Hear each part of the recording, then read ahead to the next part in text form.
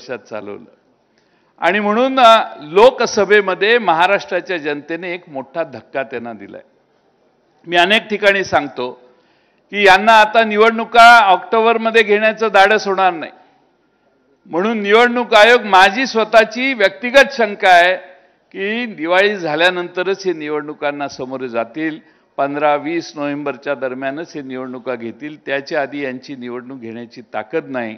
कारण लोकसभेत फार मोठा धक्का भारताच्या देशातल्या जनतेने आणि महाराष्ट्रातल्या जनतेने दिलाय. 400 पारचा नारा करणारे 240 वर थांबले. 240 वर गाडी थांबली त्यावेळी दोघांचे टेकू घेतले आणि एक बिहारचा टेकू आणि एक तिकडा आंध्र प्रदेशचा टेकू. दोघं एवढी पलटी मारण्यात बहादर आहेत की यांचं दिल्लीचं सरकार कधी खाली येईल याचा नेम नाही. 6 महिने का वर्ष एवढाच विषय राहिलेला आहे. आणि म्हणून लाल किल्ल्यावरून भाषण करताना युनिफॉर्म सिव्हिल कोड नाही, सेक्युलर सिव्हिल कोड, सेक्युलर शब्द वापरायला लागायला लागला. याच्यातच तुमची हार आली. तुम्ही 10 वर्षापूर्वीपासून जो टेंबा मिरवला भारतात त्यात सेक्युलर शब्द कधी वापरत नव्हता. पण आता तुमच्या लक्षात आलं भारत तुम्हाला एवढा मोकळा सहजासहजी चालून देणार नाही. आज देशामध्ये काय झालं हा विषय लोकसभेला आपण उत्तर देऊन 31 ठिकाणी भाजपचा पराभव करून आपण महाराष्ट्रातल्या जनतेची भावना व्यक्त केलेली आहे. आता 2-2.5 महिन्यानंतर विधानसभा येईल. आज आपण योग्य वेळी सर्व पक्ष एकत्रित आलोय.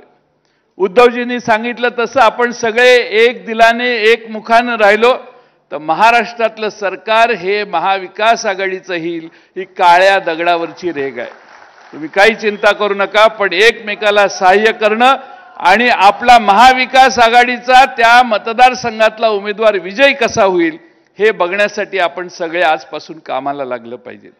सगळ्यात महत्त्वाचा भाग आहे तो म्हणजे सरकार कसं चाललंय. सरकारने, उद्धवजींनी त्याचा थोडक्या वेळापूर्वी उल्लेख केला. या महाराष्ट्रामध्ये हिंदू देवस्थानाला छत्रपती शिवाजी महाराजांच्या वेळेपासून वेगवेगळ्या देवस्थानाला जमिनी देण्यात आलेल्या होत्या.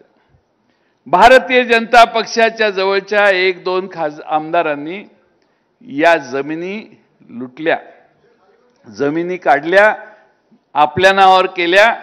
आपल्या नावावर करताना नजराना भरायचा असतो. वर्ग 2च्या वर्ग 1 करताना जो नजराना भरायचा असतो तो नजराना भरला नाही. 50% नजराना होता. महाराष्ट्राच्या विधानसभेत हा मुद्दा मांडला त्यावेळी महसूल मंत्र्यांनी उत्तर दिलं, जयंतराव 2 महिन्यात आपण चौकशी पूर्ण करू. 2 महिने नाही 2 वर्ष होत आली तरी चौकशी काही पूर्ण होत नाही. मी 2 वेळा हा